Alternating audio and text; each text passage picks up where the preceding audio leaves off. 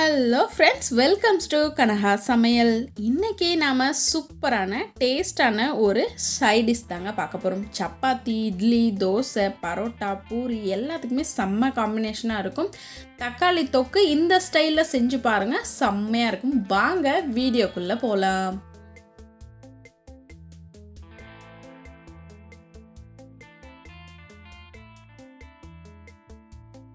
ஒரு 1/2 கிலோ தக்காளி நல்லா பழமான தக்காளியாக பார்த்து எடுத்து கட் பண்ணி வச்சுருக்கேன். இதை நம்ம மிக்ஸி ஜாரில் கொடுத்து நல்லா ஃபைன் பேஸ்ட்டாக அரைச்சி எடுத்துக்கலாம். தண்ணி எதுவுமே ஊற்றாதீங்க, வெறும் தக்காளி மட்டும் அரைச்சி எடுத்துக்கோங்க. இதை நாம் அரைச்சாச்சு. இதை ஒரு பக்கம் வச்சுக்கலாம். இப்போ எண்ணெய் சட்டி வச்சுருக்கேன், அது நல்லா ஹீட் ஆகிடுச்சு. ஒரு 6 டேபிள் ஸ்பூன் அளவுக்கு நல்லெண்ணெய் சேர்த்துக்கலாம். எண்ணெய் நல்லா சூடானதுக்கப்புறமா 1 டேபிள் ஸ்பூன் அளவுக்கு கடுகு சேர்த்துக்கோங்க. அது நல்லா பொரியட்டும். கடுகு நல்லா பொரிஞ்சிடுச்சு. 1/4 டேபிள் ஸ்பூன் அளவுக்கு வெந்தயம் சேர்த்துக்கலாம். அதுவும் நல்லா பொரியட்டும். 1 டேபிள் ஸ்பூன் அளவுக்கு பெருங்காயத்தூள். எல்லாமே நல்லா பொரிஞ்சிடுச்சு. இப்போ நாம் ஒரு 20 பல்லு பூண்டு உரிச்சு வச்சுருக்கேன், அதை இதில் சேர்த்துடலாம். 3 பல்லாரி வெங்காயம் நல்லா நீட்டு வாக்கில் கட் பண்ணி எடுத்து வச்சுருக்கேன், அதையும் இதிலே சேர்த்துக்கலாம். இப்போ இது எல்லாத்தையும் சேர்த்து நல்லா வதக்கிக்கலாம். வெங்காயத்தோட அந்த பச்சை ஸ்மெல் எல்லாமே போகணும், அது வரைக்கும் நல்லா வதக்குங்க. அப்போ தான் நம்ம எதிர்பார்க்குற டேஸ்ட்டே இந்த டிஷ்ஷில் வரும். அதனால் என்றைக்குமே வெங்காயம் நல்லா வதங்குற வரைக்கும் வெயிட் பண்ணுங்கள். இப்போ பார்த்தீங்க அப்படின்னா வெங்காயம் நல்லாவே வதங்கிடுச்சு. கலர் கூட நல்லா சேஞ்ச் ஆகி வந்திருக்கு பாருங்கள். இப்போ நம்ம அரைச்சி வச்சுருக்க தக்காளி பேஸ்ட்டை இதில் சேர்த்துக்கலாம். இப்போது இந்த ஜார்லேயே ஒரு 1/2 கிளாஸ் தண்ணி ஊற்றி அதை கழுவி இதிலே ஊற்றிடலாம்.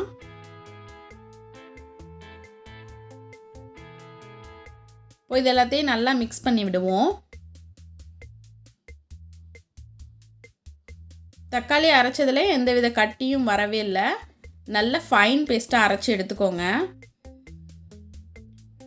இப்போ இதை நல்லா மிக்ஸ் பண்ணியாச்சு. இப்போ இதில் நம்ம காரத்துக்கு 1.5 டேபிள் ஸ்பூன் அளவுக்கு தனி மிளகாய் தூள், அப்புறம் 1/4 டேபிள் ஸ்பூன் அளவுக்கு மஞ்சள் தூள் சேர்த்துருக்கோம். இதை நல்லா நம்ம மிக்ஸ் பண்ணி விட்டுறலாம்.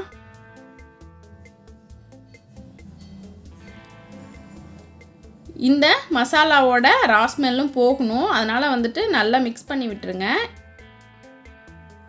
இதுக்கு இன்னும் கொஞ்சம் நம்ம தண்ணி சேர்த்துக்கலாம். 1 கிளாஸ் அளவுக்கு தண்ணி நான் சேர்த்துக்கிறேன்.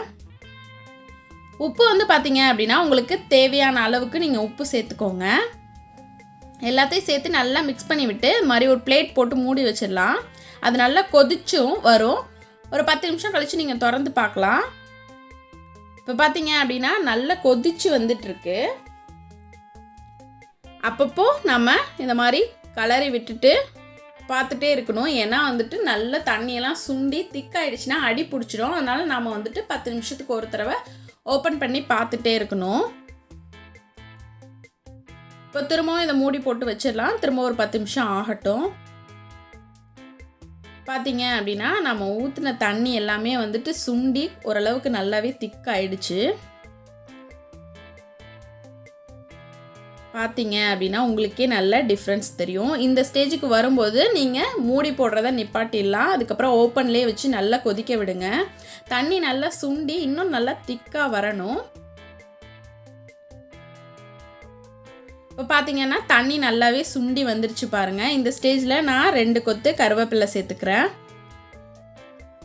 1.5 டேபிள் ஸ்பூன் அளவுக்கு நாட்டு சர்க்கரை சேர்க்குறேன். நீங்கள் வெல்லம் இருந்துச்சுன்னா கூட சின்ன துண்டு வெல்லம் சேர்த்துக்கலாம். அதுவும் இல்லை அப்படின்னா 1 டேபிள் ஸ்பூன் சுகரே சேர்த்துக்கோங்க. எல்லாத்தையும் சேர்த்து நல்லா மிக்ஸ் பண்ணி விடுங்க. மிக்ஸ் பண்ணும்போதே உங்களுக்கு தெரியும் நல்லா சுண்டி வந்துருச்சு. இருந்தாலும் இது ஒரு 10 நிமிஷம் இன்னும் இருந்துச்சு அப்படின்னா இன்னும் நல்லா சுண்டி வரும். அப்போ உங்களுக்கு இன்னும் டேஸ்ட்டு சூப்பராக இருக்கும். எண்ணெயெல்லாம் பிரிஞ்சு வர வரைக்கும் நீங்கள் நல்லாவே சுண்ட விட்டிங்கனாலும் உங்களுக்கு கெட்டு போகாமல் ரொம்ப நாளைக்கு வரும்.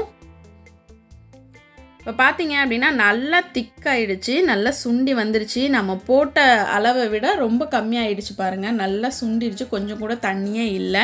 இந்த ஸ்டேஜில் நீங்கள் அடுப்பை ஆஃப் பண்ணிவிட்டு சூப்பராக சப்பாத்தி, இட்லி, தோசை, பரோட்டான்னு எதுக்கு வேணாலும் வச்சு சாப்பிட்லாம். சூப்பராக இருக்கும். கண்டிப்பாக எல்லோரும் ட்ரை பண்ணி பாருங்கள். இந்த வீடியோ உங்களுக்கு பிடிச்சிருந்துச்சுன்னா லைக் பண்ணுங்கள், ஷேர் பண்ணுங்கள், கமெண்ட் பண்ணுங்கள். மறக்காமல் எங்கள் சேனலுக்கு சப்ஸ்கிரைப் பண்ணுங்கள். கூடவே பக்கத்தில் இருக்க பெல் பட்டனை ப்ரெஸ் பண்ண மறந்துடாதீங்க. Thank you friends.